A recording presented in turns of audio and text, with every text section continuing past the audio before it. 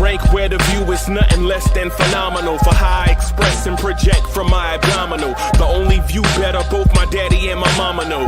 No living parents, my sons give me balance. My wife is my serenity, this mic is my identity. The world is foul enough, that's why I write without obscenities. Provoking danger with broken language and spoken anguish. Begging to get hurt, why would you ask to go through changes? Yes, Lord, life's a chessboard, master the angles. Control the tempo, be the one who holds the info. Acknowledge is just as deadly as machete swings. When spoken, the truth is as potent as that Medellin. While others swear the style is free, I just let it ring. Our time is undervalued, soldiers make us better kings. My fam's on my shoulder, reaching after better things. Today I take the shot, for them I'd rather set the screen. My mama told me follow my dreams. My daddy told me get it by any means. Stand tall, make him bow to a king. But I've evolved, you can see the resolve. Look in my eyes when you speaking to God. Life and for those who we caught up in using what I was called with the muse. I guess they call it proving I'm more than an artist. Penciling out my darkest while stenciling out a harvest. And storing what gets me from A to B, just like garages. Instrumental with collages. Envision what I've been drawing. Broadway to give you rhythm like the great Lena Horne. So bent on, found comfort in the storm. Find peace and on when you see them others perform. Organized chaos, I'll cast it like hey ya.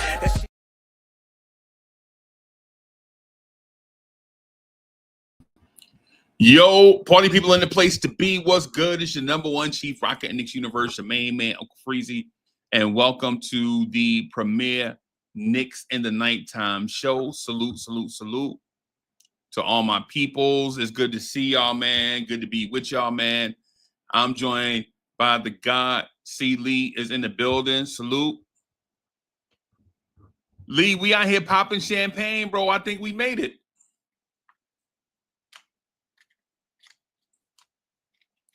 Lee might have stepped.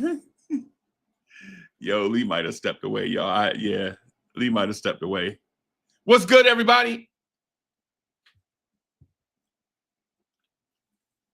Man, the Knicks knock off a very pesky Portland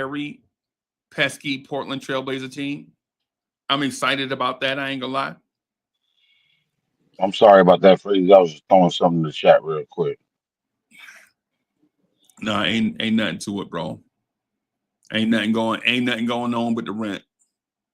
Yeah, hey, man. I'm trying to add to the rent party.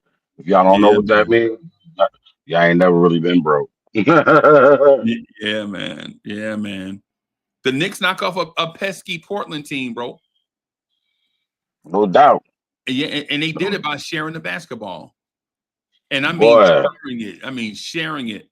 Everything didn't lead to an assist, right? Everything didn't lead to an assist, but I tell you what it did lead to. It led to our players looking for each other and being ready for passes and things of that sort. Something that we probably struggled with before. Yo, prior to this, I'm not gonna flex. And nothing against, you know what I'm saying, the captain, but now we see the ball's not stagnant. And I know he's sitting back and watching us, and he's like, you know what? This is what we need to do to achieve the goal. We trying to get you this shit because that man has enough basketball IQ and he's smart enough.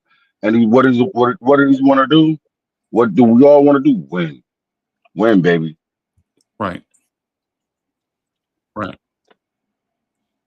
It's what we all want.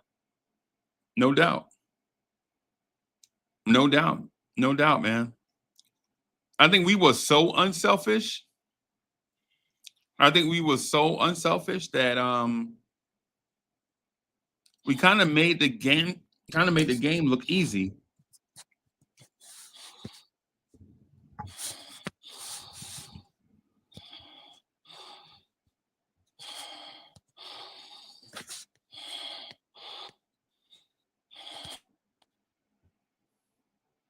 I think we kind of made the game look easy. JM in the building, Miguel P. What's good? HRM, what's good? Yeah, man. What you thinking, Lee? Yeah. I'm first thing I'm thinking, I'm happy to be home with my mentor, my big bro, because I ain't been on the block in a minute. I apologize, y'all. Had to take care of some things, you know what I'm saying? had to bring a new life in, help bring a new life in this world. You know, and I'm grateful to God for that. But outside of that, even on Walt Clyde Frazier's birthday, I didn't even think about it like that. Oh, MG, yo, Yeah, man. God is good all the time. I didn't All even the time. realize, God is good. and I'm Yeah. grateful because I got a picture with that young man this year. You know what I'm saying? Not only that, but I'm just happy about this victory and the way we did it overall. You know what Right. I'm saying? Everybody stepped up at some point. Everybody stepped up at some point and made key plays to keep us in the game. And I Right. cannot be mad. Right. Yo, we can't be mad, bro. Not tonight. Not tonight. Mm-mm. Mm-mm. There's one more game closer to the fact that we closed out a playoff future, seal our position, you know, and keep moving forward. What impressed you the most in tonight's game? Bro,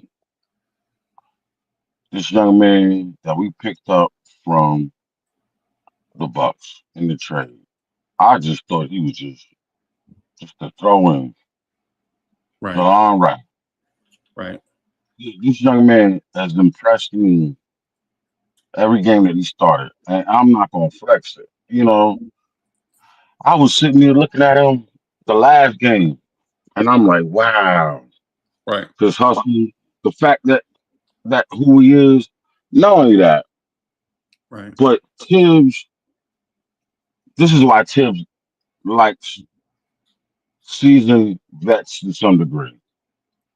Because all he needs to do is give him a game plan, give him a couple of walkthroughs, couple of practices to understand where he's coming from. And sometimes, the majority of the times, these guys just jump right in and take the hell off, bro. Right. And that was like blew my mind the last two games. The line right.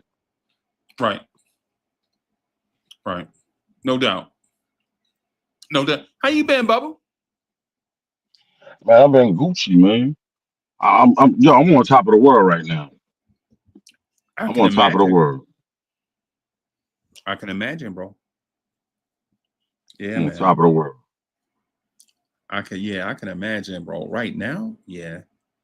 Yeah, I can imagine that, man. I'm in terms of my Knicks fandom, I feel good. I'm also a little frustrated about a few things. Um, Facts, and a lot of things are delivered because I'm still frustrated about a few things too. But go ahead, bro, because I want to hear what you got to say. Because so I want to. so the thing I'm frustrated about is I think they playing my man Mitch. Like how you do Mm. all that running up and down the floor, back and forth, bro, and you can't even get touches. Hey, man. So I'm not trying to start like a weird beef or nothing. Nah, And I'm nah. saying now what I'm saying is You stating the yo, obvious though. no, yeah, for all the stuff, man, that's a lot of battle. That's a lot of battling, dog. You feel me? Hmm. When you're talking about battling dudes think about how tall Mitch is, right? Mitch is about what, 6'11", 7 foot, something like Maybe in the yeah, something like that. Maybe give or that's take. tall for a human being, bro. It to me, a regular human being, if you 6'11", you may as well be 8 foot tall, bro. Exactly. You know what I'm saying? But I for agree. him, huh? I said I agree. Yeah, yeah, Preach and on, so cousin. Preach, bro. yeah, Preach. yeah, man. So for him to battle Donovan Clingan and all them guys, man, and all these weird matchups and stuff, bro, and Artify and our guy still is out here deflecting balls he can't get to, and at the same time grabbing all these boards and playing great defense, bro. And blocking shots. Can my man get a jumper? Or at And I least, mean, at least and not does he a have a drop step. jumper? I'm saying, can we allow him to shoot a jump shot? or at least get some in the post when you know what I'm saying. When you see something or catch him rolling, because I ain't gonna lie to you, Delon Wright try to throw him a oop. It was a horrible oop off the backboard. Mitch was not even looking for that garbage, but that's because they don't have that familiar, that chemistry with each other. Right. It's coming. It's coming, soon come. Yeah. But with that said though, Cat, man, when you out there on the court with you, you one of the first of all, I'm gonna give Cat his praises right now because as a passer, as a big man, his IQ is up there, top tier, Yeah. top Yeah. tier. I mean, I'm talking about like damn near like Jokic to some degree. Yeah. You know what I'm saying? To some degree, not quite there, y'all. Now, I ain't jumping out the window. Yeah, we gotta relax. We gotta relax. Yeah, Like, yeah. Let me preface it and put it into some type of context. But the young man has the ability. He has the one of the best offensive ability I've ever seen of a big man, as far as the outside stuff right. versus like rebounding and what you expect big men to do. Right. But the little thing, passing the ball, finding spots, and looking for other players. He's up there. Right. I just wish when he was on the court, two things I wanted to do: stop forcing it when you get when you get the offensive rebound. Not saying you can't get it, and I understand why you're trying to do it because you're trying to get the and one to some degree. But this is the difference between him and Mitch. When Mitch gets the offensive rebound, not 9 times out of 10, or not even 9 times, I'm gonna say 7 to 5 times out of 10, he's gonna push you back out and look for the open man to knock down a three. And that's where I think Cat can take his game to a much higher level to some degree. But I understand what he's trying to do. So I'm not hating on it. I'm just saying, just bro, think about it. Just for a second. That's Right. all. Just think about it. Because possibly when Cat comes back in the game, we're gonna do that somewhat 4 out. People Right. might revert back to the corners. Right. And you gotta think about your guys sitting out there who are killing the 3-point mark right now. We are killing the 3-point mark as far as OG Anunoby, Right. Bridges, gee whiz, even Shaman to some degree. Lord have mercy. Where the hell he comes from? Right. Hey man, he done had 30 games, bro. I mean, if even with it, bro, I think he legit is hearing the fact that a lot of us, me included, I'm probably the king of this, like asking what is Landry Shamet actually giving his team. Tonight he gave us some points. And some decent defense. Yeah. Right. Right. On the Mitch note, there were some other things that I wanted to mention too. Daniel Berry Sports Highlights is in the building. Top notch T was good. Salute to y'all, man. What I want to introduce to our ongoing. So if you're new here, right? Oh, hey everybody, we passed our goal of 4,000 subscribers. Let's go. That's why I threw that in the chat. I had to throw that in the chat. Thank y'all, man. Thank y'all. I don't know how we jumped like that. I don't know. YouTube is a funny place. Right? We were stuck at one number back and forth for like 2-3 months, right? No, like 8 or 9 months. Like we were stuck at like a 3,700 something. But remember back in October, we was stuck. We was like, let's just make it to 4,000. Remember that? Yep. Mm-hmm. And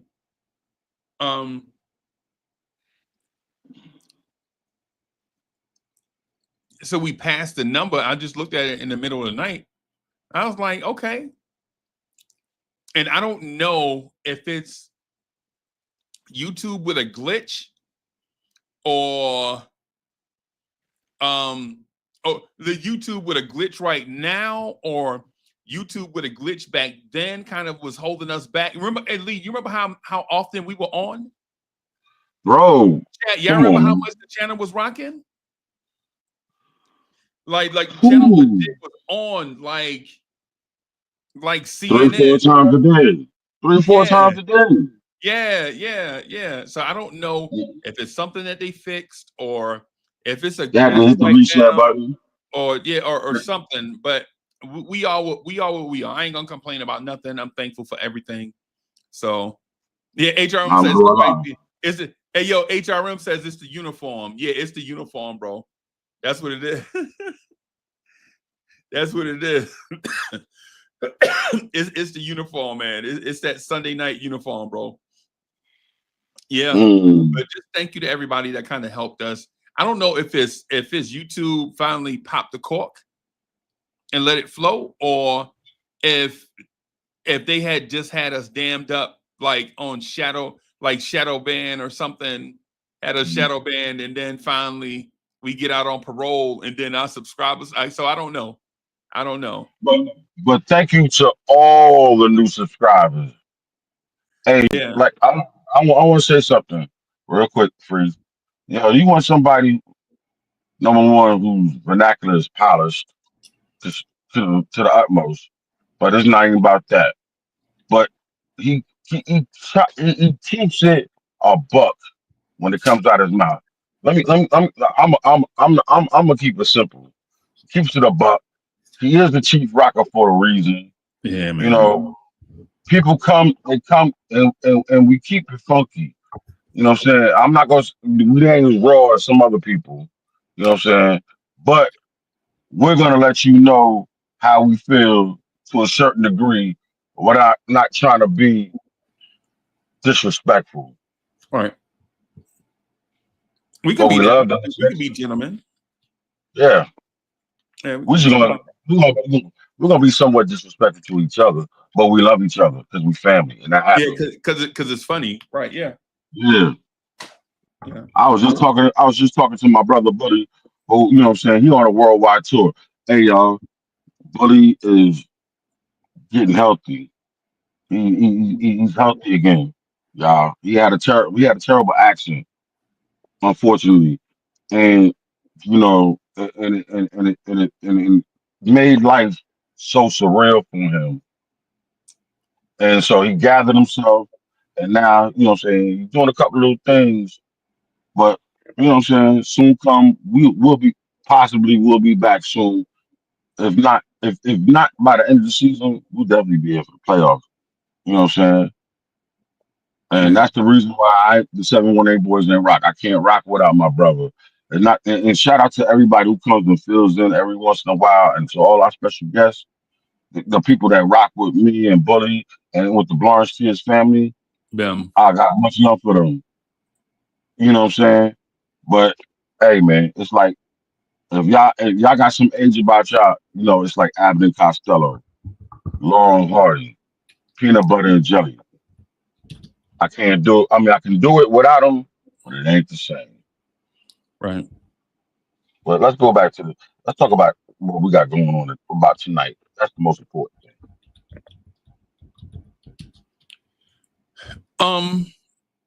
I think in a twist of fate, Jalen Brunson's injury may be a blessing in disguise. Now, here's the thing: before you assume that I was appreciating Jalen Brunson's injury, I am not. Trust me, I am a person still recovering from a knee injury 2 years ago, right? 2020, October 2022. So it's been like 2.5 years. And I'm still recovering from a torn Achilles from 2022 as well. Yeah, man. Right after my 50th birthday. Bro, is crazy, bro. And so as somebody who's dealing with that, I don't wish injuries on anybody. I don't wish rehab on anybody, right? But especially in the older part of your life. Yeah, Yeah, and but the thing about it is, Jalen Brunson was getting a lot of wear and tear from being a ball dominant guard in an offense that needed him at his very best every night. Right now, was he gonna? Now the thing is was he gonna wear down or was he gonna break down? Right, and there's a difference. When you wear down, your check engine light come on in your car, and then it start making funny noises, and then you might see some steam coming from under the hood, but you make it home and you let the car cool down, and then you pop the hood and you look, check the engine, make sure it's cool or whatever, and then you go under there and look, and so the car is breaking down. Mm-hmm.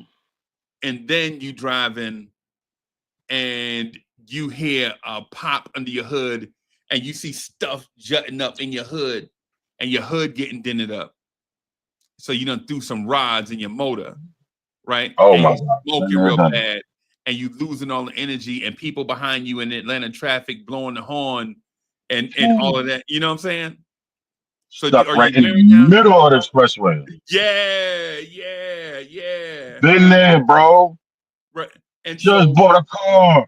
Just bought this car, put a brand new radiator in it. Excuse me, Frizzy. Put a brand new radiator.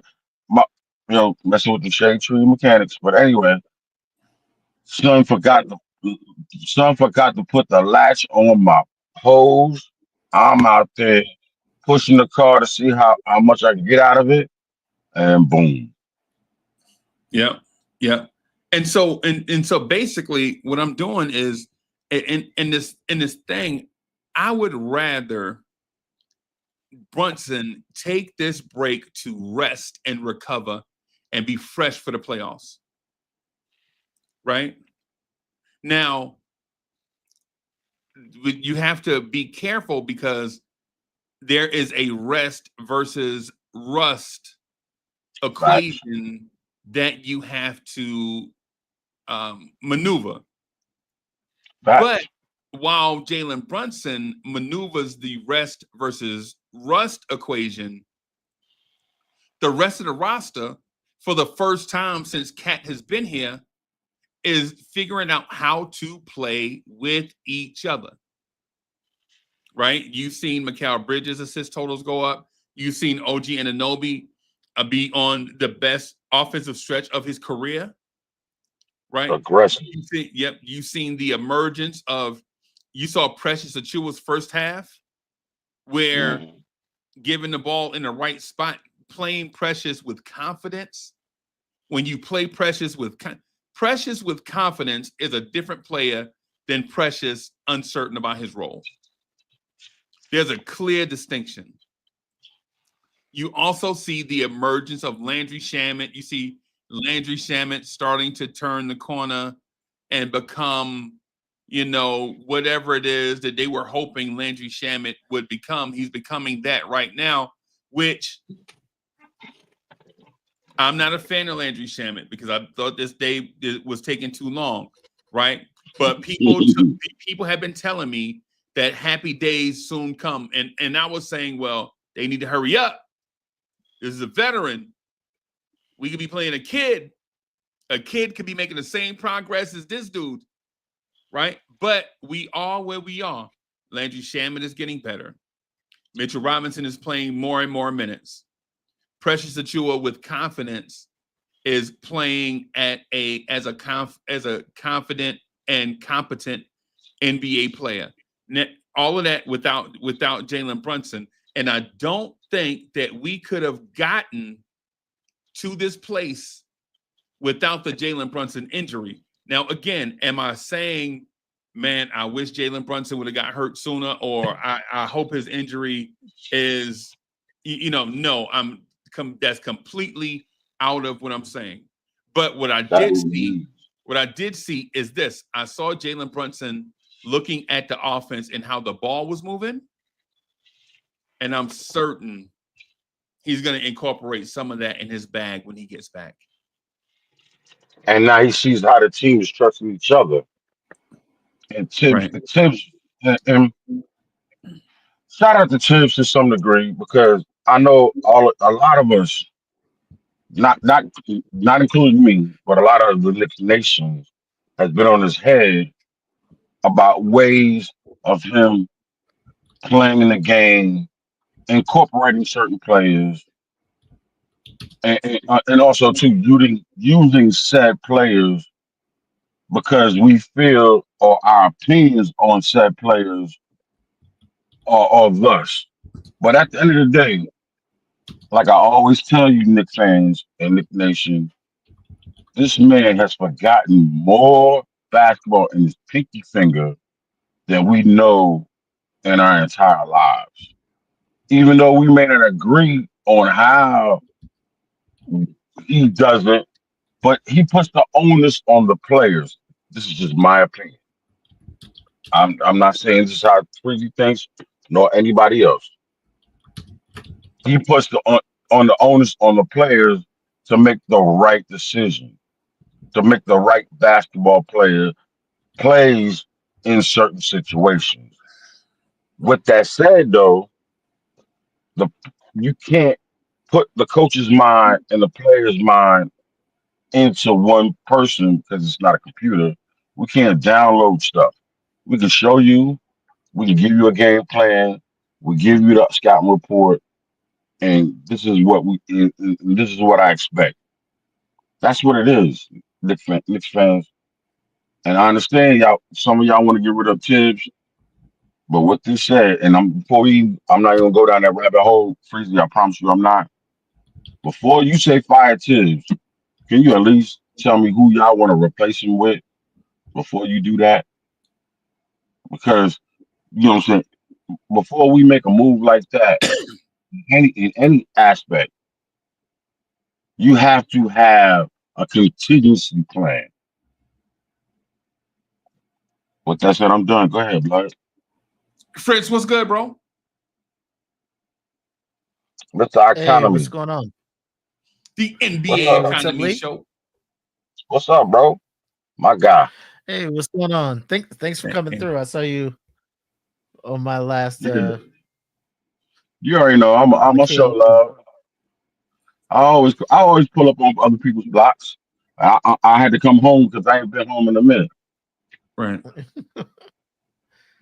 Yep. Yeah, it's man. a good win today. Yeah, man. Yeah. Yeah. So what you think about what you Yeah, saw? I'm just hoping. Yeah, I'm OG's in his bag. OG's in his bag like he was last year in the playoffs.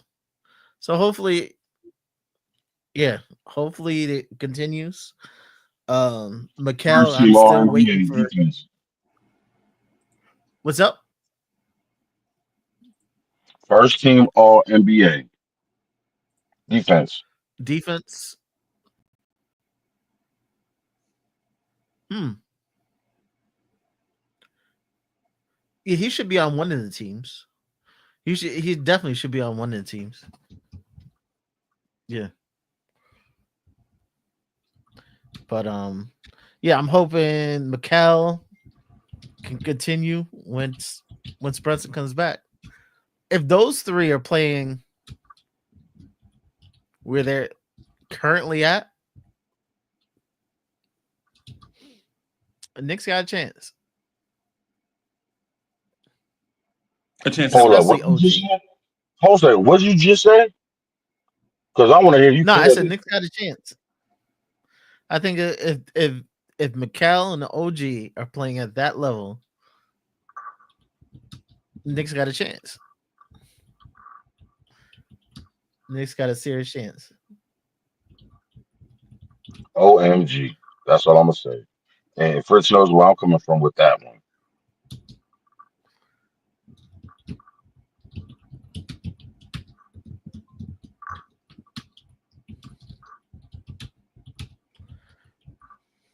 Okay. Yeah.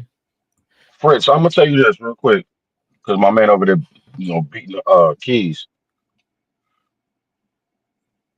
There's no way in this world you cannot tell me OG Anunoby is not going to be first team defense, especially in the last, what, Jalen Brunson's been going about a month. That's just in that month. But prior to that, before the foot injury, he was tearing it up to that like that to some degree on the defensive end and still trying to help out on the offensive end. I'm Right. yo, that man has got to be, if he ain't first team defense, yo, I already know the league is rigged. And if they give defensive player of the year to Jaren Jackson Jr. after they fired one of the best coaches in the league, especially a young coach, which is the most moronic things I could ever see a franchise do. That was a knee-jerk reaction to the players. But I'm gonna leave that alone because that's not my argument. But I think OG Anunoby is first. I'm getting back to my main point. He is first team All NBA defense.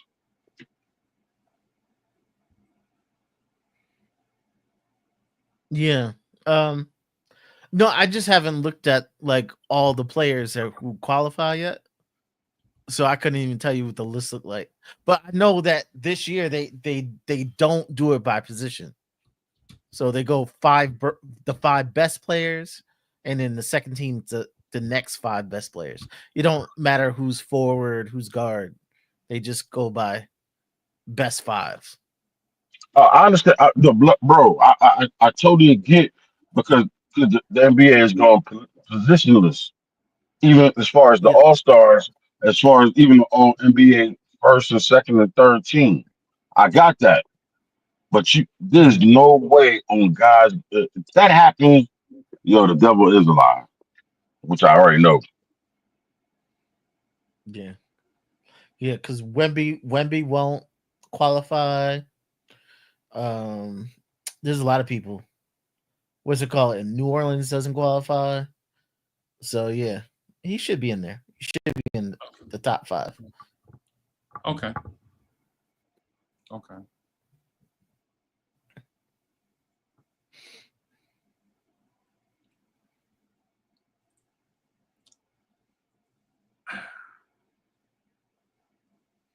My bad, yeah. I keep getting it. I'm getting things on my antivirus thing. So do you think Freezy, how many we got 8 games left or something like that? Something like that. So you think we're in playoff form? I don't think that's a fair question. I agree. I agree. But let me give my opinion first, real quick, before you give yours, Freeze, because I know you trying to put it together. I'm not gonna say that until the Cap comes back and how does he incorporate himself with these guys and how they're playing and how can he get the most out of these players? Because the main argument I've always had with the Cap is, are you gonna be Dame Lillard or are you gonna be Isaiah Thomas? Okay. Right. Okay.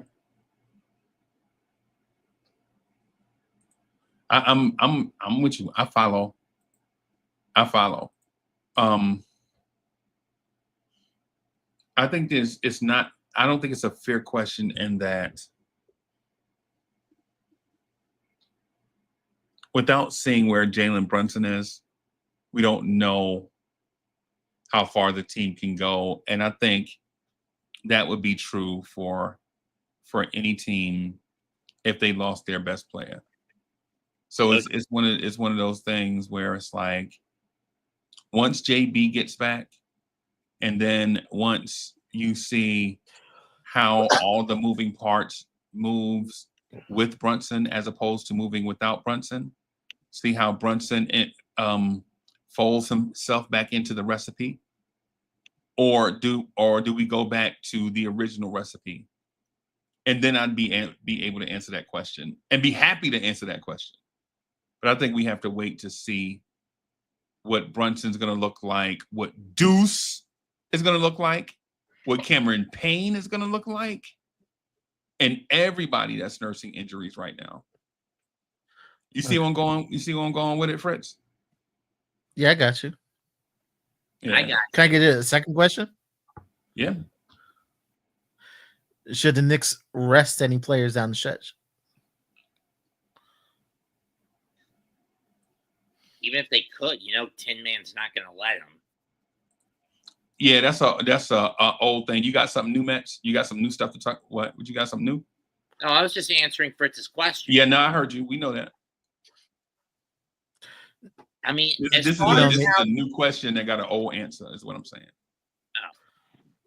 As far as how Wright and Kolek are fitting in, they're doing okay. It's just that it's more like Wright is providing more of the scoring than Kolek, as Kolek is more of a distributor and a playmaker, not a scorer. Which was the role he was brought in. It's just annoying that it's taken this damn long to see this potential from Ty.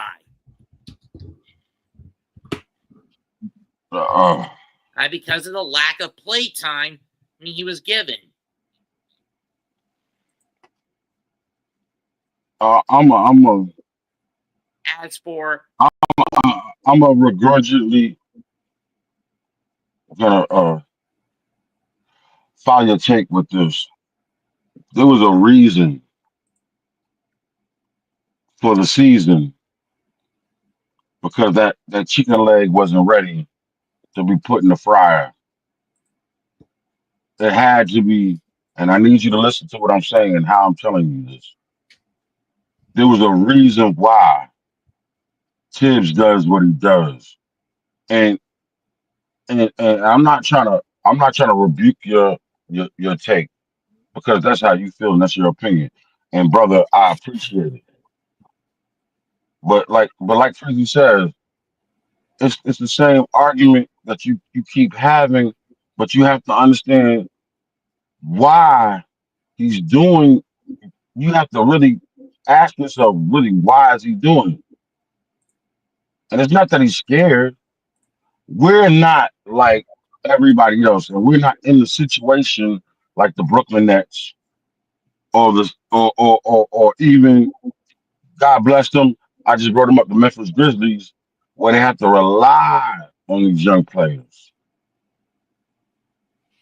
We have a veteran, not even, first of all, we have an offensive juggernaut in the first five. And then we got veterans following them. We're trying to achieve a goal. It's called championship. This ain't time to, what I'm saying, for JOT, and that's on the OJT, on the job training. They're not in that position.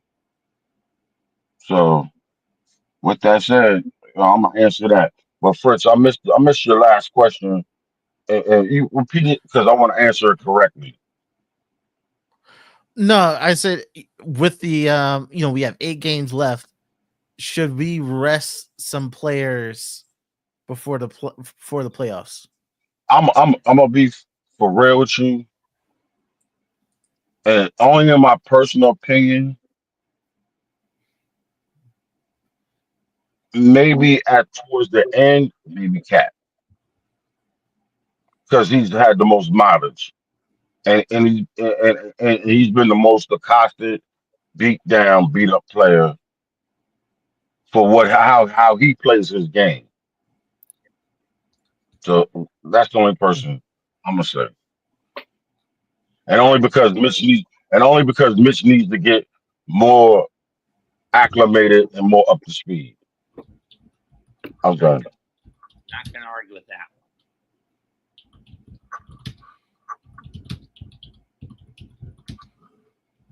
Yeah, my thing with Cat is just is his finger okay? Like, if his finger's still hurting him or something like that, then maybe you give him a game or a 2 somewhere.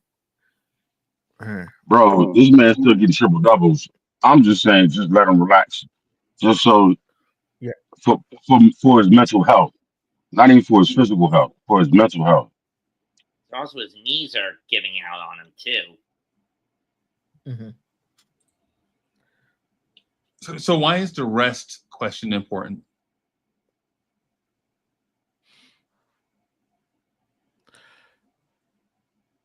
I thought I Being in answered your that. best, being at your best going into the playoffs. If you have something nagging, it's not just, it isn't just rest for the sake of being fresh, but I think some of the players are kind of nicked up.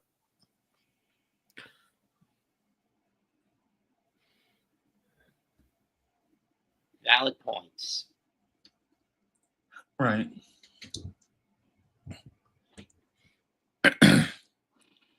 So because we have several back-to-backs down the stretch. So. Yeah, next up, our next one is a back-to-back. Home against Philly, which would be an easy cakewalk. And then we go into a murderer's house in Cleveland on Wednesday. And with or without Brunson, the way the season's played out, we're probably going to get murdered in Cleveland again. I doubt that. Because Cleveland's going. I doubt that because Cleveland's going through their woes. Yeah, go ahead, and so the thing the thing. So, and I'm trying to follow the conversation in like a context of, I think you guys are wanting to or alluding to, we should be at our best when the playoffs start. But then, but I think I'm being tripped up by what's going to happen between now and when the playoffs start. Right. And so when I mentioned that, did y'all get tripped up by just hearing me say that? Like, what's going to happen between now and when the season starts? It's like we gave you. It's like a mixed information because like we need Jalen Brunson to be back in order to get back into the continuity and get the feel how everybody should be on the court together and how he should delegate the way the game should be played from now on until through our playoff journey. Yeah, am I correct? Because in theory, Mitchell Robinson is resting right now. Right, they're limiting his minutes to make sure that he's healthy for the playoffs. Mm-hmm. Right.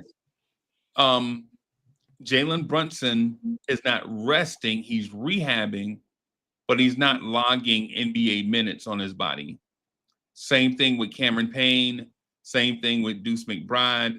So if you're in theory, you have 4 rotation players already playing less than we would expect them to play in the playoffs. Now, here's the thing: are you going to expect Mikal Bridges to play less or sit out? Probably not. Right? Probably not. He's probably the opposite of rest makes you better. Right? You could probably give him less minutes, but and the same thing with OG and Josh. I think OG and Anunoby and Josh have looked better without Brunson being on the floor. And minutes, by the way, are not a true indicator of how much energy your body dispenses, right? Or burns, right? Because think about this. Every time you run, you're not expending the same amount of energy. Some of us get on the treadmill and we jog for 2 miles, and then you look over at your homeboy next to you and he's sprinting 2 miles.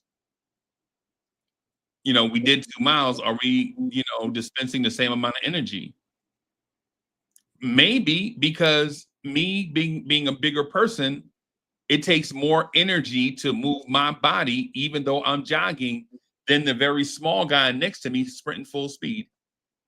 So maybe I am expending more energy than my friend Tony, right? So it depends on, like, when we look at minutes, are all NBA minutes created equal? No, right? Some minutes you play are high leverage. Some minutes you play you have different roles and responsibilities, so you have to use more energy. And so if we rest, are we really resting, I guess is what I'm getting at. And just because you play 38 minutes doesn't mean you're really playing 38 minutes, or are you playing 38 high leverage, high roll minutes? It's like it's like at your job, right? It's like at your job where you have some people waiting at the door and they'll say whatever. They'll just say, they'll greet you when you, hey, good afternoon, or whatever. And that's their job. And then you have me and Mets in the back taking big heavy boxes off the truck. Well, we get paid the same, right? We work at the same place, but are we spending the same amount of energy? Nah. No. So that's why I'm thinking like, is it like a minutes thing, or are you looking at, or is Fritz asking how we should rest? Right, Fritz, is that what you're asking? Like, should we rest? Should we rest people from roles and responsibilities, take less minutes, or sit the game? Maybe sit Cat and back-to-backs. Okay. I know in the playoffs you're never gonna have a back-to-back in the playoffs. Right. So, and we know he's had any nagging injuries. Do you take a couple games out of his schedule?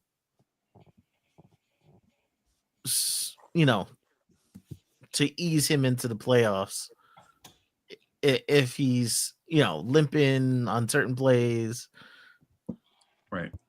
Or if he's hitting the finger, anything can re-aggravate those things. But like, do you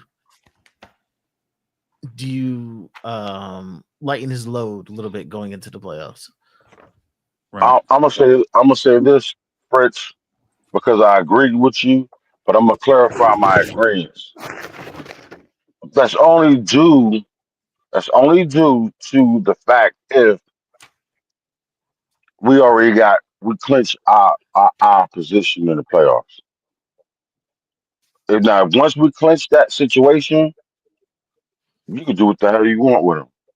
But what's the You know what I'm saying? Is four just as good as three, or No, three is better than four because I rather play Milwaukee. And not to say I'm scared of anybody, but that's just a personal goal and achievement of mine, Ivory. I You understand what I'm saying? Here, salute fellas, salute to the chat, salute Uncle Phil. You know what I'm saying? Salute. How you doing, my bro? You know, just hanging in there, fellas, day to day. Salute Fritz, salute Matt. Salute. Hope y'all are enjoying this incredible Knicks journey. But I say that, like once we accomplish, well, the goal ain't never, the main objective and always the main goal is the chip, I believe. But the reason why I said what I said was because, and I think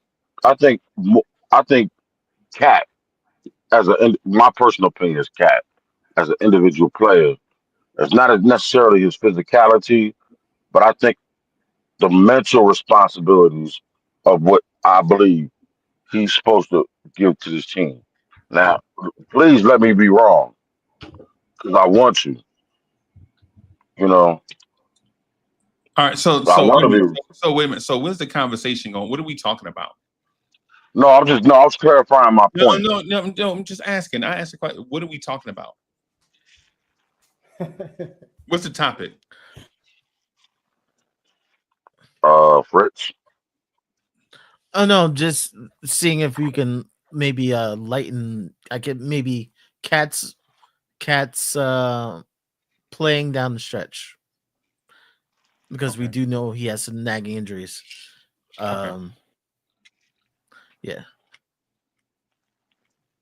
Okay. I think I'd rather go in with him healthy than limping around, even if we have to have the fourth spot.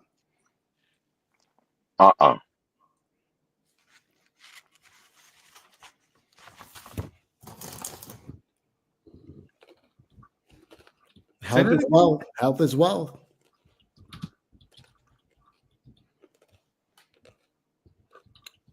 Say that again. I said I'd rather get him 100% healthy, and then try and fight for the third spot, and have him going in limping and not feeling 100%.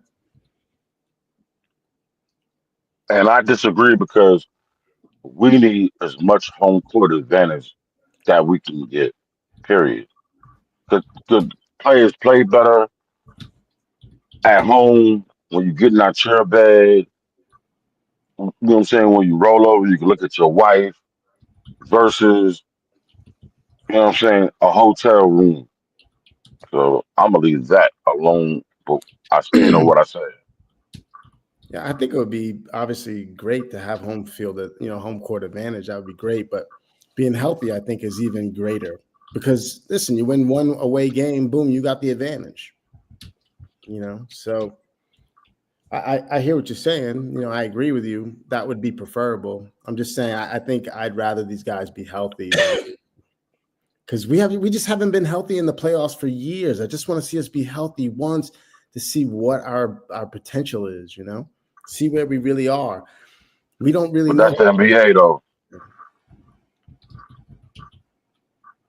What'd you say?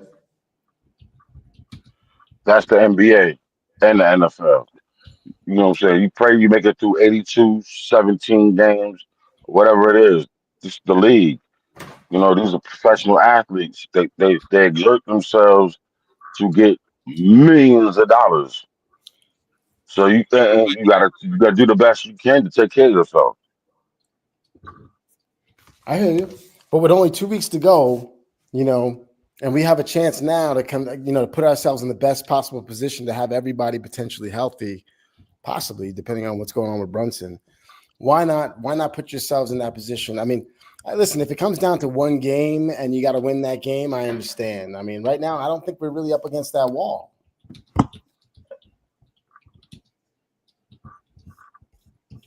Okay. That's true. We got a 4-game lead on those guys. We got plenty of space. I think that's plenty of room to give a guy a little rest. And God knows Bridges could use a little rest. I mean, he won't take a full game, but you could even play guys just less minutes. That's keep them fresh, but just less minutes. That ain't gonna happen. That ain't gonna happen with Tibbs. That's not gonna happen with Tibbs because if you can get out there and play, and also too, to some degree, some of these cats want to play. They're playing for goals too. Keep in mind, Tibbs has not had a healthy team for in any of these years that he's been in the playoffs here as a Knick. And now with his career finally potentially his job on the line, maybe even his career. This is probably his job. His job is nowhere near in jeopardy. That's one. Two. A lot of these cats. Hold on a second. A lot of these cats are playing for their NBA careers, goals, incentives too. So I agree that I would like to see it. I'm not saying it's going to happen. No, you got to keep all that in mind. I don't want to see Tibbs go. Listen, I think Tibbs is doing just fine. But if Tibbs gets beat up in the first round or something, or has a bad showing even in the second round, I wouldn't be surprised by it. I mean, I wouldn't be shocked. Neither would I. That's bad juju. Y'all thinking too deep. Oof.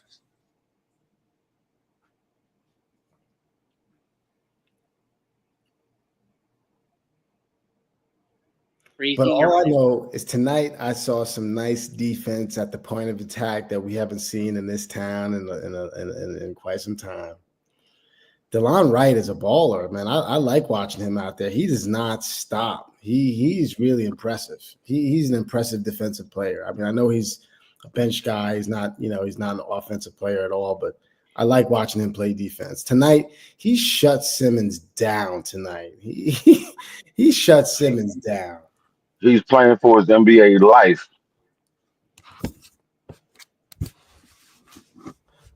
Okay. True that he is. Quick question, Tracy. That little oof noise, that sounds like you're a person who's more or less trying to take the middle road based on what you reacted to what was being said. Are you?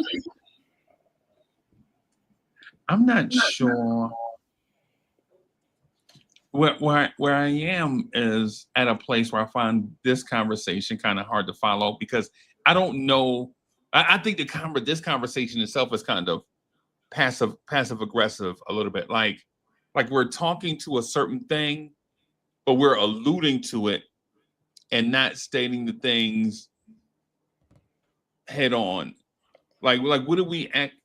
Fritz just dipped. I don't know, maybe Fritz had a tech issue or something, but I'm not for sure what we're getting at ultimately. Are we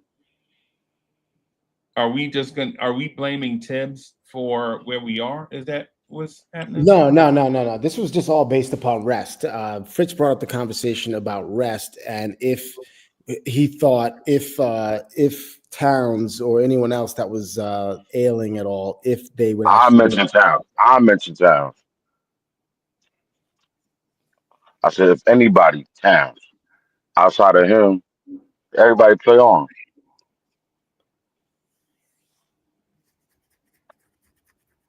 Why though? I mean, what's the point though?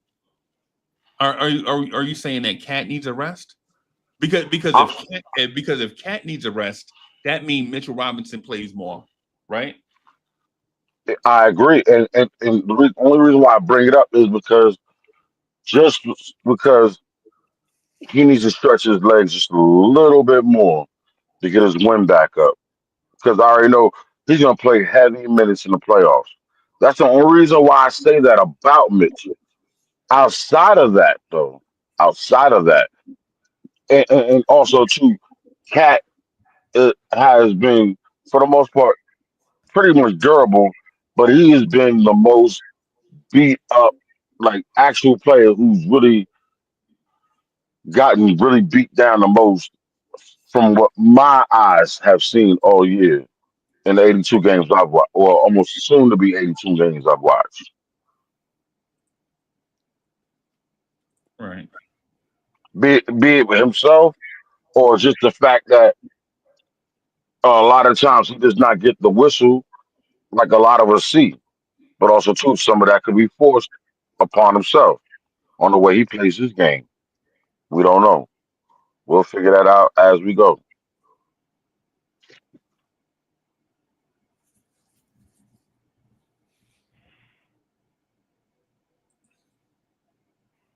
Okay.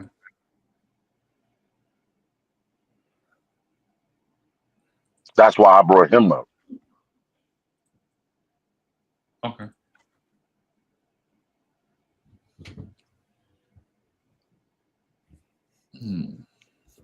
All right. What else you got? What else you got, Ivory Town? Freezy.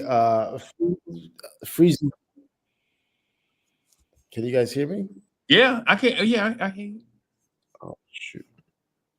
Wait, Yeah, we hear you. Oh, sorry about that.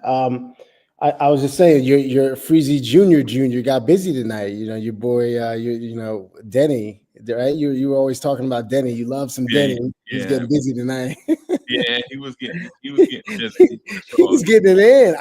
I can't believe how much his offensive game has come along, man. I'm really impressed with what. Can you imagine? You remember when we were making all those trades, and I told you when I said I wanted our bench to be Denny Avdija and Najee Marshall. Remember that conversation? No, I was talking about Najee Marshall, but anyway. Bro, I remember, and you were fully on point because I was talking to Wise today, and I was like, Jesus Christ, this young man, he can go. And I was like, if he can any way he can shake free, I hope he lands in New York. He's a taller, more polished version of Josh Hart. Yeah. Hell no. He's a much better version. He's like a 6'9" 2 guard He who can't has really shoot. vision. He's just learning how to shoot now, sort of like Josh Hart. But I mean, he handles the ball better than Hart. You know, he definitely can pass better than Hart. Yeah, he's a baller. He's turned into a baller. Yeah. Yeah. What are we going to do about Josh Hart? It's driving me insane watching him pass up 15-foot jump shots.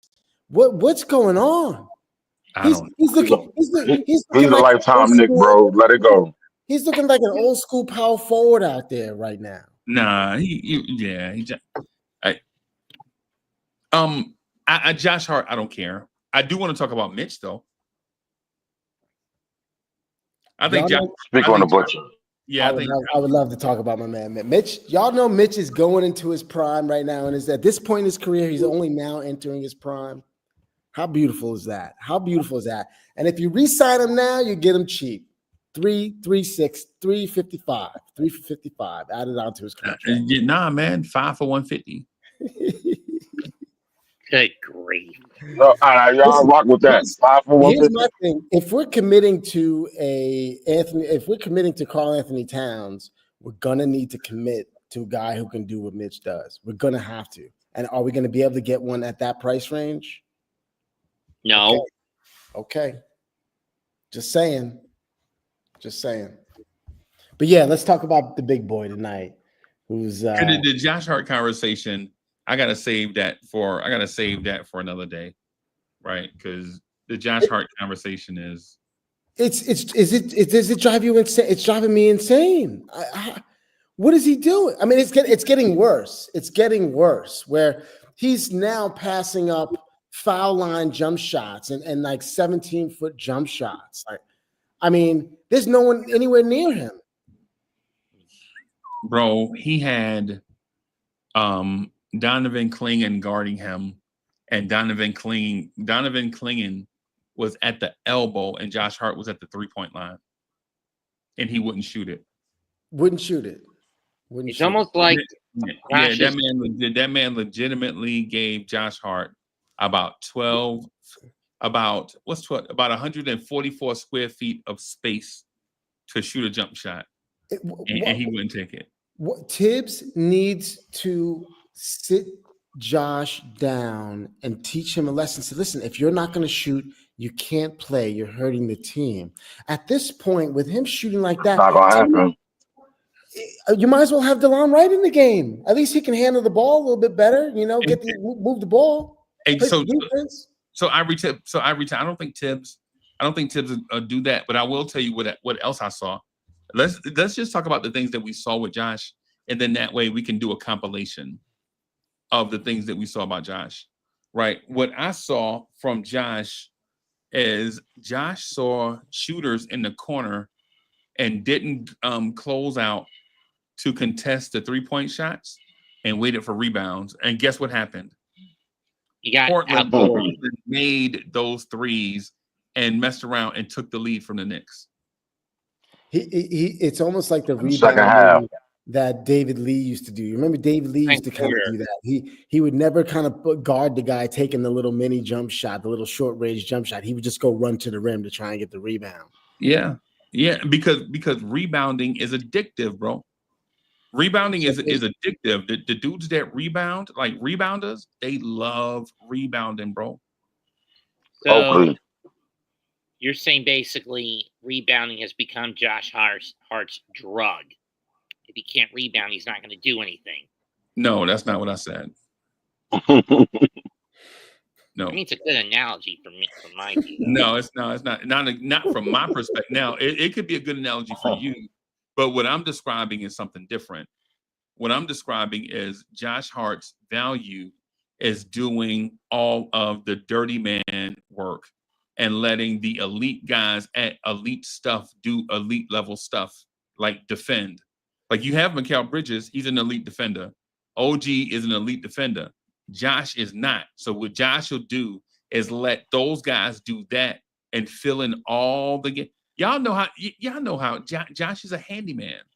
Like when you ask the handyman what can he do, he like I can do a little bit of wiring, a little bit of plumbing, a little bit of carpentry work, a little bit of gardening, a little bit of landscaping. You know what I'm Jack saying? of all trades and a master of none. Yeah, he'll do all of those things, right? But the thing about a handyman is, right, the handyman that does all that stuff, he's never going to commit to one line of business because it will affect his other lines of business, right? Like for instance, Josh is not going out to the corner to cover the three because if that dude shoots it and misses it, his back is to the rim. Remember, when a shooter shoots over a defender, the shooter is facing one way and the defender is coming towards the shooter. So if the shot goes over Josh and 25 feet away, Josh can't even see where the ball is going, right? And then if he half closes out, that defeats the purpose of even going out there. What are you even going out there to half close out, half rebound for? Because if you're halfway, you're no way. So right? So essentially, he's basically the team's Nyman specialist. Good at competent at everything, but he just doesn't want to commit to one specific thing. Right. But the thing he's good at, hey, Ivory, you ever had a dog? Yeah, got one right now. Yeah, you ever had a dog and your dog like can mess up like a lot of stuff, and you like talk to your dog, you're like, hey man, you can't eat the missus shoes, man. Don't eat the missus, and your dog will look sad. And you be like, and whatever your dog's name is, you're like, man, don't bring sticks in the yard. You know what I'm saying? Now you got me running over sticks with the lawnmower. You know what I'm saying? But the thing he's good at, like when you say leash, he'll go get the leash and bring it back to you. And he'll sit there and let you put the leash on him. And that'll be the happiest thing. To me, that's what Josh is like with rebounds, bro. Right? Because the thing is, when Josh plays good defense, we don't call his name. When Josh legit makes a good pass, they will say good pass, Josh, but that's it. Right? But the thing is when Josh rebounds, it kind of what's the word? It kind of reinforces his existence in the NBA as a 6'4" guard that rebounds at a high level. He can that could be his reputation. That's it. That's what exactly. It's something to hang his hat on. It's something to hang his hat on. Right. But the other stuff, it validates what he likes. Yeah, it validates his existence as being a 6'4" guard, right? And so now, while I'm not saying Josh Hart is a bad player or he's wrong for that, because everybody on the floor has something that validates their existence. Like you heard Karl-Anthony Towns say he's the greatest, or people refer to him as the greatest big man shooter ever, right? Yeah, people, and he don't dispute it. He's like, okay, I'll go with it. I think it was the first one. I think he was the first one to say it.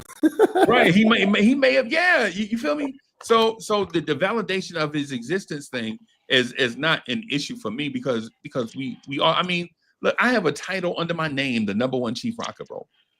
Right. So that part is not the part that that worries me or bothers me. What worries me and bothers me is that in those moments, those split-second moments, that Josh should go defend and not rebound. We've seen that hurt us in the playoffs before. In the Miami series, he kept doing it and they kept knocking down threes. And we were like, Josh, don't pass up shots and don't hoard for rebounds. Don't squirrel hunt for nuts, right? Defense is a team concept, right?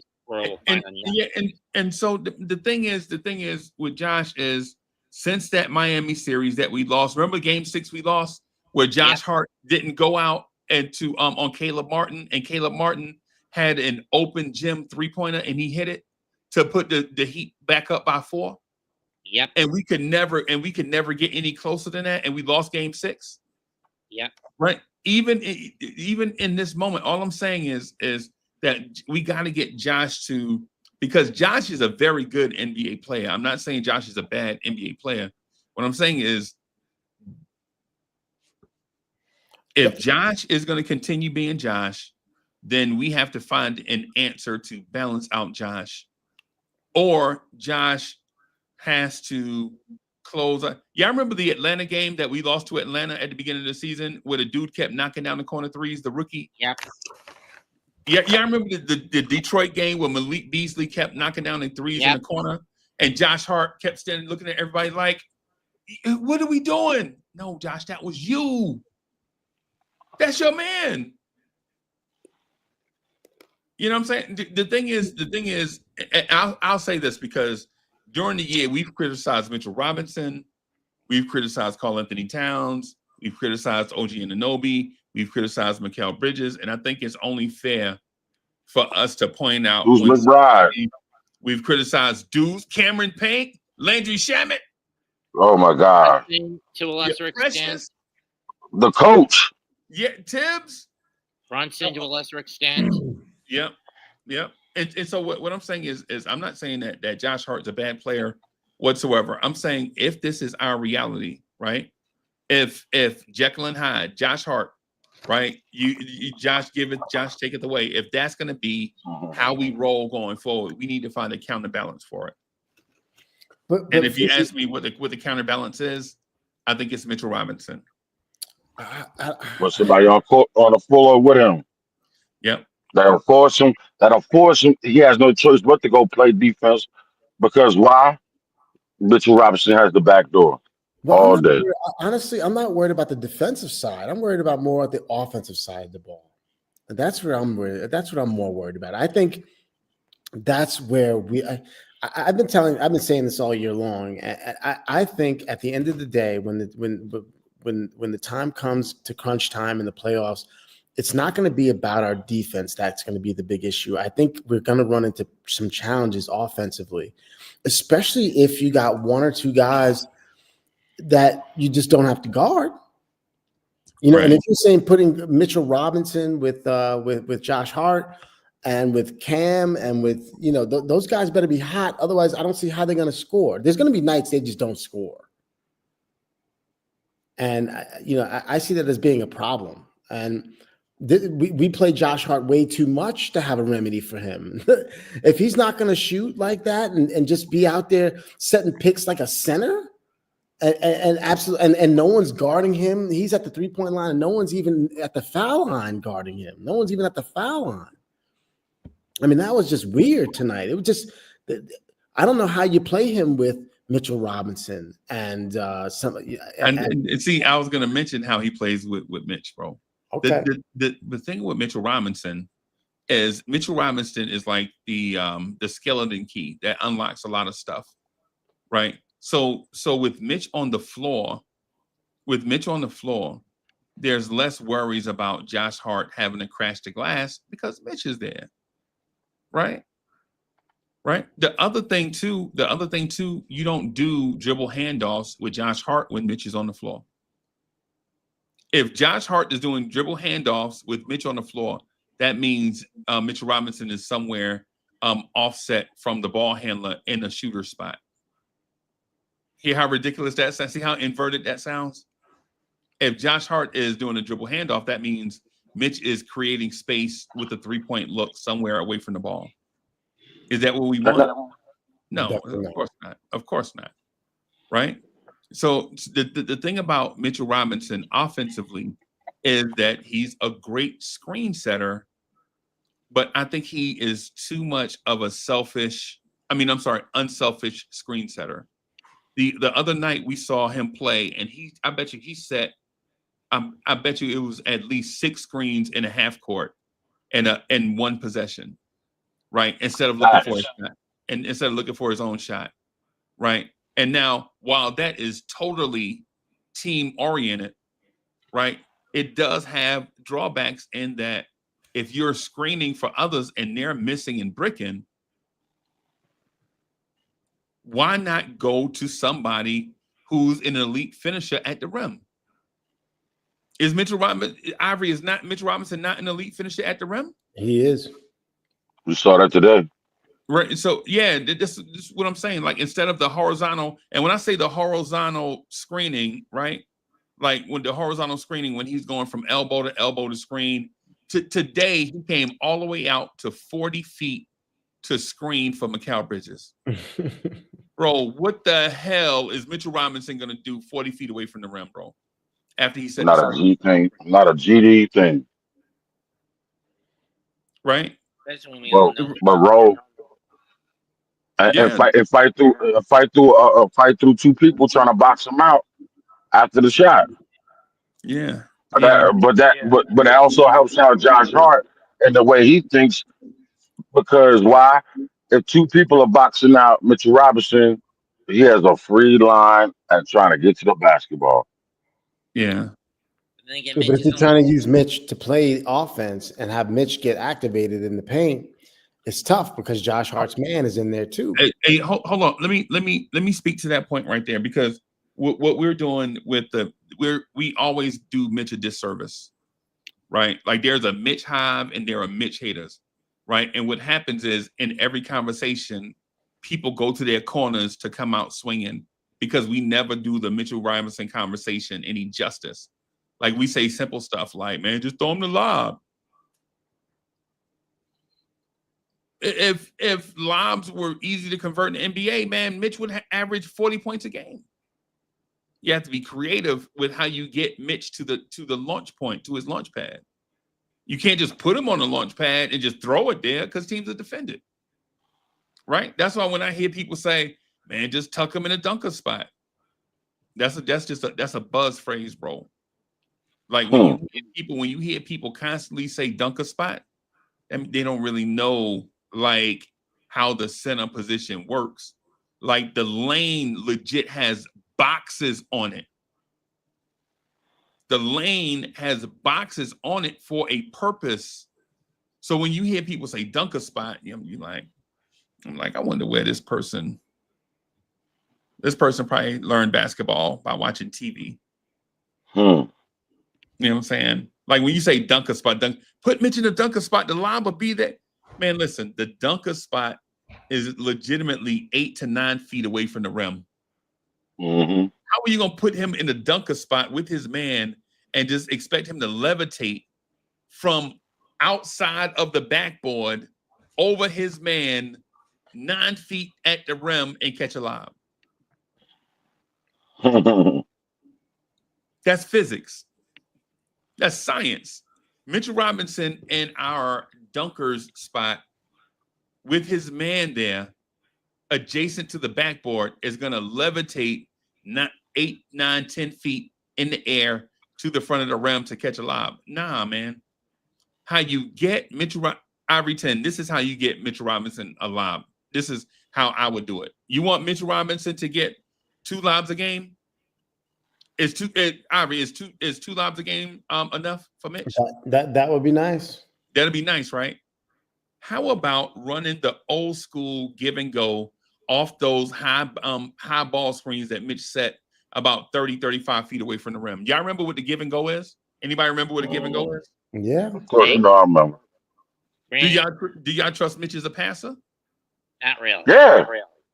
I do, because he showed me a lot this season. Showed me a lot. Matter of fact, the last game he got it, grabbed the rebound, turned around automatically, boom. He knew somebody was right there in the corner. He saw it. He knew it. Yeah. He knew, and the way Tibbs runs his offense, the way Tibbs expect people to be in certain areas, or tells people to be in certain areas, or people who know what their attributes are offensively to some degree. They know when they're familiar with each other. But go ahead, Freeze. I'm sorry. No, ain't that. I would say, if you want Mitch to catch a lob, Mitch sets a screen up high. The person that gets the screen passes to whoever is in that 4 type role, right? You pass it to them. while Mitch sets the screen, he goes to the rim. He's headed to the rim, but somebody comes up to screen Mitch's man for him. So Mitch gets a free run at the rim, and then you have Josh Hart, OG Anunoby, whoever, throw the lob towards the rim for Mitch to finish. That's what happened today. That's simple. That's what happened today. Lee, hold on, man. Hold on. I'm sorry. So all you have is 3 people involved in the play, and you know what happens after you throw the first lob? The tag man from the weak side is going to see us trying to attack with the lob. So instead of that person allowing Mitch to go, he's going to sag out of his tag roll to that box to cut off the lob, which leaves the man over in the corner wide open for 3. Right. So you have to do this thing called pick your poison. Are you going to let Mitch catch this lob 1, 2, 3 times, or are you going to try to mix this thing up and have us try to read that defense? Well, that's the reason why you have a passer like OG or Josh Hart making that decision, as opposed to having Precious,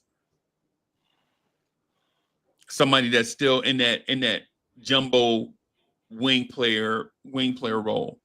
The thing is, just having Mitch roll out of a high ball screen to the rim and expecting Mitchell Robinson to jump over 3 human beings at 270 something pounds is ridiculous to even think about that.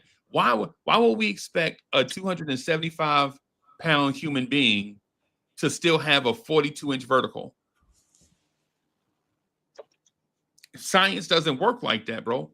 You got to give Mitch a free running angle to the rim so that he can use those hops that he does have at 270 or whatever he weighs, right? Because Mitchell Robinson is not going to jump like the 240-pound Mitch that we're used to seeing. Not at 270, not coming off an injury. If you want to have a soft landing, yeah, you have to be creative in how you get there. Now, with that said, the give and go is one way to you know what I'm saying, get Mitch to lob, right? That's just one way to give Mitch to lob. Right? That's just one, right? The other way is just run a pin down for Mitch where he curls around the thing and meets the ball in the air for a dunk, like an out of bounds play. But expecting Mitch to just levitate at 275 over 1, 2, 3 people in the paint, nah, we got to be more creative than that. And what makes the lob, and Ivory, what makes the lob to Mitch in these scenarios so dangerous, right? It's so dangerous for the other team, is that if you commit to taking away the lob, that means you're committing to giving up open 3-pointers. I know, but but the team that he's in there with typically they're not great shooters. I mean, Shamit's coming on a little bit more lately, but I just don't think you can trust the shooting in that group, especially if Josh Hart is playing with them, which he seems to always be playing with them. I disagree, because what I saw today, and OG caught him so square. What Freezy just broke down and said, he was so square and right there, where he was right there at the basket, and the defender couldn't do nothing with him because he was right there, point blank. All he had to do was turn around and dunk, and he did it. Yeah, and we also got to look at context. The personnel is restricted right now because we have people out due to injury. So there's a limited way that you can manipulate the roster because you have people out due to injury. The only thing, Freezy, I mean, I would love them to get Mitch more involved in the offense. I still think Mitch has a ton of untapped potential when it comes to offensive ability. But when it comes to solving the problem of Josh Hart, this guy that's playing 40 minutes a game, not willing to shoot, I fear that having a solution like that we've not used ever before is potentially risky, right? Because we haven't seen it really before very much, and we haven't seen it work a lot. And to solve a big problem like that, I think we have to have a solution of something that we've at least witnessed a few times and we think we feel pretty confident in. And the only thing that is to have him surrounded by all shooters. But he's in the game half the time. When he's with the bench, it's a disaster. That Landry Shamet is now shooting well in the last few games, but it just doesn't seem like that bench has the firepower to me. It just doesn't seem to be there, and that's not just right now. I'm talking about with Deuce, with everybody back. It just doesn't seem to have. What does this do? What does TJ Warren have to do? I mean, the guy has done absolutely everything this team asked him to do. Wait. Hold on. Wait a minute. What are we talking about?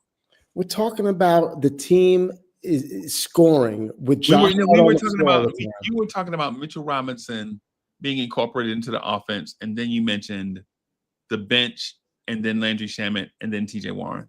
I'm talking about he's playing with a bunch of scrubs like Josh Hart who won't take a shot. It's tougher to get him incorporated in the offense if his man is in the paint, Shamet's man is in the paint, everybody's man is in the paint because he's the only real weapon they got out there. Josh Hart doesn't have to be guarded now. Josh Hart is out there looking like Charles Oakley. You're arguing the fact that he's not playing out there with the first team versus playing with the second team. Where I slightly disagree with you because him playing with pressure shooting to some degree has helped us. I'm not saying it's helped us a lot, but I think that's where Landry Shamet has gotten his confidence from because he knows that if Mitchell Robinson's out there, he's going to get the kickback out to him, and he's going to get the chance to reset and find another shot. I think Landry Shamet's confidence is a night-to-night thing. And the same with Campaign. I think those dudes are not to be relied upon. Okay. So what? So what's your point, though? My only point was I think to incorporate Mitchell Robinson into the offense, I think you need to surround him with shooters and not with guys like he's been playing with. Are you saying, okay, shooters for what reason? For spacing? For spacing. For him to be able to get that lob, he's got to be a threat that guard could throw it over to the wing who's going to be wide open if you're not picking him up with that third player. So if you don't have to guard, if you don't have to guard that wing because it's Josh Hart sitting out there, or Cam, or even who else, if that guy's sitting in the paint, it's going to be very difficult to incorporate Mitchell Robinson into the offense. I disagree. I disagree. What is Mitchell Robinson going to do against two people in the paint with the ball? Even a lob is going to be hard to get him a lob because if there's two guys crashing in on him, the guy that's dropping back in the paint, and of course the other guy, Josh Hart's man, it's going to be tough to get him involved in the offense. My only thing is we haven't done that yet. We've never done that. We've never made it a conscious effort ever to get Mitchell Robinson involved, which I'm disappointed with. I don't like that. It's my boy. I'm Mitch Hive, and I don't think we're going to do it now. So what you're saying might be an option, but like you was telling me before, we ain't going to do that, and this coach ain't going to do that, right? He's not going to just try something new. Hey, let's get Mitch involved to neglect Josh Hart not shooting. I just don't think of it. Can I ask you a question real quick? So wait a minute, hold on. Well, go ahead, Lee. Go ahead. I just want to ask a quick question. So just for giggles, asking giggles, you can't imagine him on a court with Jalen Brunson, Deuce McBride, Mikal Bridges, and OG Anunoby, and him possibly, you know what I'm saying? Because, unfortunately, outside of maybe McBride and OG, who will try to help him get the ball, in my personal opinion. You don't think that's possible? Listen, I would love to see that, and I think that's an effective lineup. All I'm saying is trying to utilize Mitch as an offensive piece, I think is probably one of the last things anybody's thinking about when it comes to making something work on the offense. I don't think anybody's looking at Mitch being one of those answers, unfortunately. Yeah, I think that's where you're wrong, right? The reason why, or you're right, but not correct long term. like in the future forward like sense. I mean, I think you're right in the moment, but not future forward. You mean like next year or the playoffs? The reason why I say that is if Mitchell Robinson scores in the paint, that means those dudes that can't score with defenders on them are now getting better looks because the defense, remember, defense is a team construct. Defense is going to be where the ball is, right? Basically, that defense is going to be that aware of the man and the ball and staying in between both, right? So if Mitchell Robinson is getting, say the playoffs come, Mitchell Robinson gets you 10 points and 6 rebounds for the entire playoffs, right? In 20 minutes. 20 minutes, he's 10 points and 6 rebounds, right? What's going to happen to those other guys that were not making baskets is when teams now see Mitch as a threat around the rim, all of a sudden you don't see people like, oh, he going to miss or we going to foul him and he going to go to the free throw line and miss 2 free throws anyway. Let him shoot. You're going to see less of that and more of we can't keep giving up points in the paint, right? And then what happens is this thing, the ebb and flow of the game will balance itself out in that sense, where now with Mitch on the floor, you're scoring, or Mitch's group is scoring inside out, whereas with Bridges, the starting unit, they're scoring outside in, basically. I love the idea and the thought of that, Freezy. I don't think Mitch has the skill on the inside to really threaten teams enough. What skill is that? What skill is that? What skill are you? That inside capability to score in the paint or be a threat in the paint enough to hit somebody else that might be open or to do something with the ball and be effective enough with the ball to be a big enough threat often enough to really make an impact. I don't even know if the team trust him enough to go to him that many times to make him be that kind of a threat. Do you know what I'm saying? I don't think the team seems to want to get Landry Shamet shots more than they want to get Mitch layups. We played a Milwaukee Friday night, right? Did you see how many times Mitch was in that game did Mitch play Friday? I think Mitch played Friday, right? Is that the game where Tyler Kolek was staring him down and our stupid cutters were like cutting in between him and it was like Tyler Kolek. Y'all remember that game Frogger? Mm-hmm. Trying to cross the street or whatever and it's like traffic and all that. Anybody remember that? Yeah, man. Yes, sir. Preach on, because I know where you're going.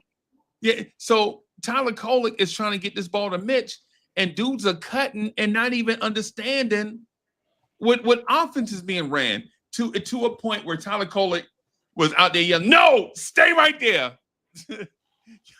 Y'all saw we Landry Shamet was about to take off do the 45 cut. Like legit, Landry Shamet was about to do a 45 cut into a spot that had 2 Knicks into it. That's right, because they're like, what is this? So in your mind, you like common sense is telling this man, why are you taking your defender into a place that already has 3 defenders? Josh, right? All night. And so that's why when you say when you have concerns about Mitch, it's not just Mitch, bro. Remember, offense is a team thing. Offense is not just ISO. People have to work in concert. Mm-hmm. Right? People have to. You didn't see where he yelled at Josh Hart when Josh Hart was about to do the horizontal cut? He was gonna go from one wing to the other, just run straight across, and Kolek yelled no, because he was trying to throw the lob. He was trying to look at Mitch, and Mitch saw him. Mitch was turned one way. Mitch saw him, turned around, and was doing that little creep walk he does, like a Scooby-Doo villain. Y'all know the Scooby-Doo walk Mitchell Robinson do sometimes, like when he trying to set a screen, right? So Mitch started doing the Scooby-Doo villain walk towards the rim because he sees Tyler Kolek on the other wing, and Tyler Kolek is trying to throw this man a bounce pass with momentum. Like he was going to throw the bounce pass short so Mitch can come get it. Now, what we call that, everybody, is passing someone open.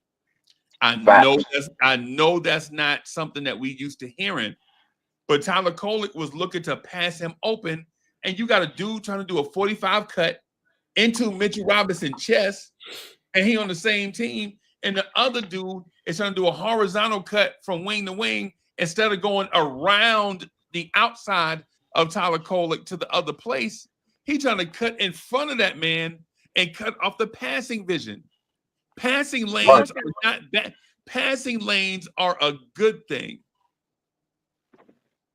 Passing lanes are a good, again, passing lanes are a good thing, right? Now, defenders play the passing lane because they gamble. And sometimes they get burnt, sometimes they're successful, right? OG Anunoby. Right? But you need passing lanes in order to get people the ball. You have to see the player to make sure that the ball gets to the person that you want to pass to. And when you have a dude cutting across the play to go from one wing to another, that just tell you that he's undisciplined. Why are you cutting in front of the point guard, dragging your defender in front of the point guard? But we blame Mitchell Robinson or blame the guards not getting Mitch the ball. Well, what we should be saying is, why is there no space? What we should, yep. And get the hell out of his way. And stop trying to brush off of him. Right. And why do we feel like we're the most important part of the play even when we don't have the ball? when you don't have the ball, you're not the most important part of the play. You have to make sure that this play lives. Right? Like I tell you ever had a project at work and you're on a team, say it's 7 of y'all, and the one rock star on the team is making a project about them and not about the project itself? You ever been through that before? I have. I went through that last week, bro. I understand Rich. He understands that. The rock star is making a project about them and not about the project itself. And now the project is delayed because if the project is delayed because of such and such didn't get such and such's email. Well, I sent you the email at 4:57 on Friday afternoon. Really? Who checks an email 15 minutes before they get off for the weekend? Not a GD soul. Why you wait? Why'd you wait? And you're like, well, it's a project. It's supposed to be priority. Why did you wait for it? I'm sorry, Freezy. But the point that I'm getting at is this: Mitchell Robinson can be an integral part of our offense if we do basic fundamental basketball stuff correctly. Like stop blurring the vision of the ball handler. It's been the ball handler is already have to worry about what defense they're running. His defender, time and score, how much time is on the shot clock, who's hot, right? What's the coach saying over there? What instruction? All these things are going on through the ball handler head, and then you're gonna run across the ball handler face and blow up the vision and take 3 seconds off the shot clock. Now you can't go to Mitch.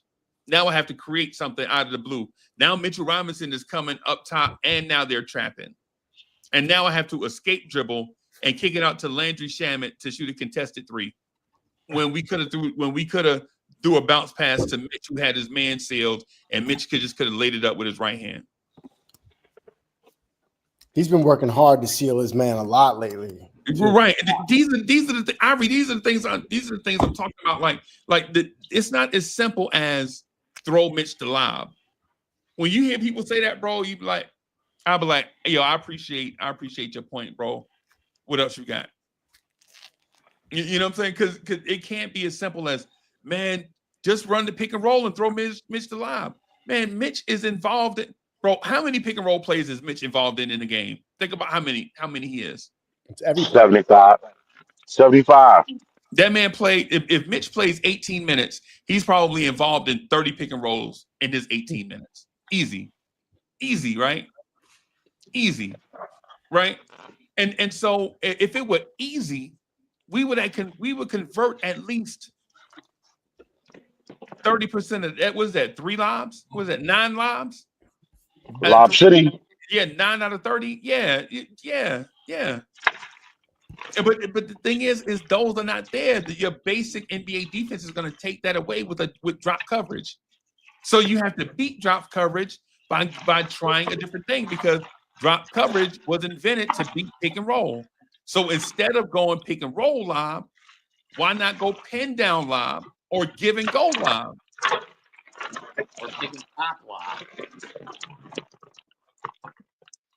You see what I mean? Like when we the thing is the two things we know are true, right?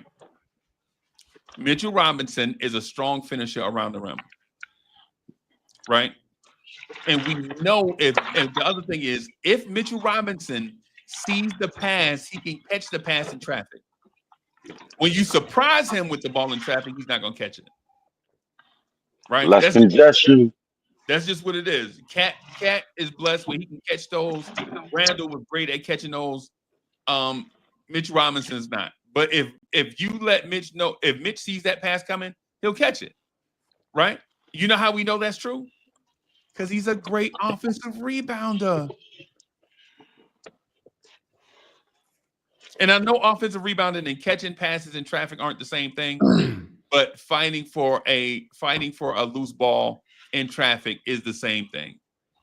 You know, one thing that bothers me about Mitch Gaining position. and the Mitch and the coaching staff of the Knicks, when Mitch sets the pick, he doesn't turn in the direction that the driver is going in. He turns the opposite direction, so it takes him twice as long to make eye contact with the guy that just came off the pick with the ball. That's why he almost got hit in the head a couple of games ago with the ball when Cam threw him the ball. He almost got hit in the head with the ball because he didn't even see it. He turns the wrong way. He's got to turn in the same direction that the driver is going in. And instead of going the opposite direction, he's turning all the way around the other way. Instead of just turning one shoulder, one turn, he'd be right there. He's turning the wrong way. And no one has corrected this year after year after year of me watching him do this. No one. Because when he was doing it before, they wasn't looking for him. So he got used to not doing it. Right. Habit. And here's the other thing too, Ivory. Here's the other thing, right? When Mitch is going to the rim, right? This is a small thing, right? If Josh Hart wants to rebound, right? Josh wants to rebound, right? If Josh wants to rebound, why not screen Mitch's man when Mitch rolls? Think about what I'm saying. Look at my fingers, everybody. This is going to sound, it's going to look like I'm doing sign language, but I'm not, right? But if this is Mitch and this is our pick and roll handler, right? He is going to go around Mitch and rub his man off of Mitch, right? And now he's going to be open with a free run to the rim. Why not bring Josh Hart, who wants to rebound anyway, bring him here so that Mitch can go around Hart, right? So now our roll man is free and Mitch is free with a free run to the rim, and you can throw the lob to Mitch because Mitch gets a running start and a lob at the rim. You know who ran that play? The Clippers. The Clippers ran that play in the ground and you couldn't stop it. With Chris Paul. Yep. And Chris Paul and what's the young man name? You can't jump no more. Blake Griffin. And DeAndre Jordan. Because if Blake Griffin set the screen up top, DeAndre Jordan would come screen for Blake, and Blake would have a running start at the rim with a Chris Paul lob. Or if Blake set the screen, or if Jordan set the screen, Blake would screen for Jordan, so Jordan could catch the lob. Right. And so these are like nuanced things. We say like small stuff like, well, man, just throw the lob and man, just throw it to the corner of the backboard, man, he'll go get it. Nah, you can't. Nah. Lazy takes. Mitch is not centers. These NBA centers we don't have the athletes to do that on this team. What I'm saying is if you want Mitch in your offense, man, be creative. Incorporate them. They run plays for Landry Shamet. I saw them run at least 4 pin downs for Landry Shamet today. 4 for a dude off the bench. Why you can't run anything for Mitch? The pick and roll is not for Mitch. Right? The pick and roll is not for Mitch. The pick and roll is to create an advantage for the ball handler. So the ball handler can dribble, pass, or shoot. The pick and roll is supposed to be for the roll man. That's why they call it pick and roll, because it's intended for the person setting the pick that is also rolling to the rim after he sets the screen. That's why you call it that. That play is designed for the person that set the screen and roll. It's not designed That's for why I call it. That's why I call it the oldest play in the game. Right. Yeah. Yeah. Yeah. Yeah. Nick Yak says, Mitch is all over the court. What are you watching? Is he talking to us? Is Nick Yak talking to us? Because if Nick Yak talking to me, clearly he don't watch the game. If you think Mitchell Robinson is getting open up top 40 feet away from the rim, you're bugging. What is Mitchell Robinson going to do 40 feet away from the rim? But if Nick Yak is not talking to me, my man, bro, my man. If Nick Yak ain't talking to me, then he with me, right? If Nick Yak ain't talking to me, then he with me on we need to incorporate Mitch into the offense. We need to get Mitchell Robinson some touches. I would love it, man, but I just, it's just this coach never seems like he's, Don't put it on the coaches, on the players. It's not on the coaches, it's the players. Like I said earlier at the start of the show, Tiz makes this offense so simple, and he gives carte blanche to the players to make the correct play. That's all. Yeah, we gotta get Mitchell Robinson touches. One of the other players that I think needs to get more touches. I know this is gonna sound easy. I'd love to see Mikal Bridges get more playmaking opportunities. I think Mikal Bridges would take advantage of Mitchell Robinson, right? Because I don't know if y'all remember early in the season, but Josh, OG, and Bridges used to all throw lobs together. Y'all remember that? Y'all remember that every time they would get a little thing, they'd throw the lob and they'd be all happy and excited, and then something happened, and that went away, right? But there was a stretch where y'all remember when early in the season when Josh threw Bridges the lob way out the way and started laughing while the ball was in the air, and Bridges caught it on one side and just laid it up, reversed it on the other side. And he laughed at Josh for throwing a whack pass.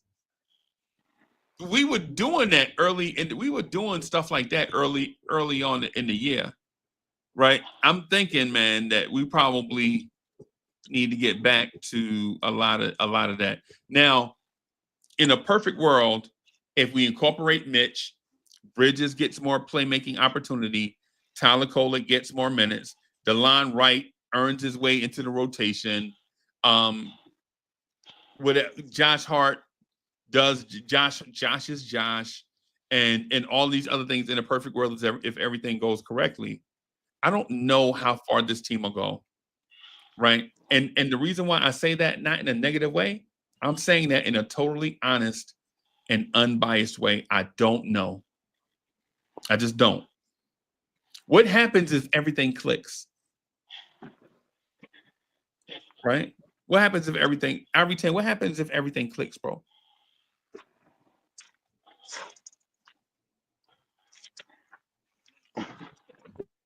Should I ask you that question? Who could imagine it? I mean, as a Knicks fan, I can't even imagine something like that. If everything clicks, what? Yeah, what does that even look like? Right? Why would I ask such a question? What does that even look like? That looks like Mitchell Robinson 20 minutes off the bench getting you 10 points and 6 rebounds. The reason why his rebounds will be down is because he's not missing shots. How do we keep Bridges and OG hot when Brunson comes back? That's a great question. What does Brunson look like when he comes back? What's his priorities? Is it peak Brunson hungry because he's been away, or is it Brunson trying to incorporate himself? Maybe he's 70% trying to just get back into the flow, work himself back. Bring him off the bench, baby. Bring him off the bench. Oh boy. My name is Uncle Easy, and I do not approve that message. Me either, bro. You're boy. Yo, I Christmas did the coming too. research. I did the research, man. I already know he's wilding. I already know he's wilding. Yeah. That's wild right there, bro. I don't know. I would say if it's ideal, say if it's Brunson's coming back at about 85%, right? And the Knicks are mostly healthy. Deuce is back. Payne is back. Everybody, for the most part, is healthy. I think you still got to give the lion's share of the shot back to Jalen Brunson. Right now, here's the thing: you don't have to give all the playmaking ability, all the playmaking responsibility back. You can still have that divvied up. Brunson, Cameron Payne, Deuce McBride, Mikal Bridges, Tyler Kolek, divvy it up in whatever ratio you want. Right. But you know what I'm saying? When he comes back, you can still have Bridges play make. You can have Payne and Kolek and Deuce play make. Right. That's gonna be hard taking the ball off that man's hand. Well, he don't have it right now. I understand that, but you already know, as we always been saying, especially playoff time, he's in love with the cocoa. Yeah. And Tibbs lives and dies with that part of the game because he puts a lot of that on him. With that said, though, he has to start to trust and understand his teammates, and he has to start recognizing how can I make them more effective as well as me being in the game. Still get me off. No disrespect to Lee, but Lee sounds like a quiet boy, like somebody who ain't never been in trouble. I'm a person that has been in trouble before. I've been sat down, right? Whatever. Of course. Whatever. But ain't doing that though. The G version of it is been put on punishment or restriction. You ever been been put on punishment or restriction, and you in the window looking outside and all your friends playing, and maybe your best friend trying to holler at your girl while you on punishment for 2 weeks? Something like that. You ever been in that spot? Ivory 10, you ever been in that? Well, Ivory 10 got a connection to the Bronx, so he ain't never been in those situations. Nah, man, I had 2 big brothers, man. Nobody was hollering at my girl. Okay, all right. So, but you get what I'm saying, right? You know how you be on punishment or whatever, and you looking out the window, and everybody outside playing, having fun, and then the ice cream truck come, and then you ain't getting nothing off the ice cream truck because you done did something to get in trouble, and you know not to ask. And so you just sitting over there looking at everybody having fun and stuff, and ain't nothing you could do. That's what Brunson is right now, except he didn't do anything to be injured, right? But he's in that space where he has to observe others having fun, right? Others enjoying themselves, others playing together as a team. And it didn't look like that when he was there. And so we have to assume that at least a part of this, whatever percentage you're comfortable with, but you have to assume that this is a learning experience for Jalen Brunson. Inshallah. Iverton, is that fair? What lesson do you think? What do you think he's learning? What do you think he's getting from this? What he's learning from this, in my opinion, I'm sorry, Lee. What he's learning from this is that you can trust your teammates. Those guys are good too. Okay. And they can help us win. It's not ain't about you. Yeah. Back up, bro. It ain't about you. I understand you got goals and personal achievements. You can still get there if you just slow down and start trusting everybody else around you. Right. Yeah. What he'll from learn the choir boy. Yeah. Yeah, what he'll learn is, hey man, this team that you have, they're pretty damn good. They're pretty doggone good. If And one more thing, it makes the game easier for him, Freezy. It makes the game easier, not just for him, but for everybody who's playing. right, They don't have to work as hard to get their points or get off. right. Yeah, man. Hey, on that note, man, I gotta get out of here, man. It's gonna be a busy 2 weeks, 2.5 weeks, bro. For you, April 15th to be here for you know it. And No diggity. Final Yeah, four man. will be here before we Yeah. know it. Yeah. Every So, number one is made there. yeah. So I'm gonna get out of here. Thank y'all everybody for coming through. All right, Rock. gentlemen, be good. Take care. Thank you, Freezy. Yeah.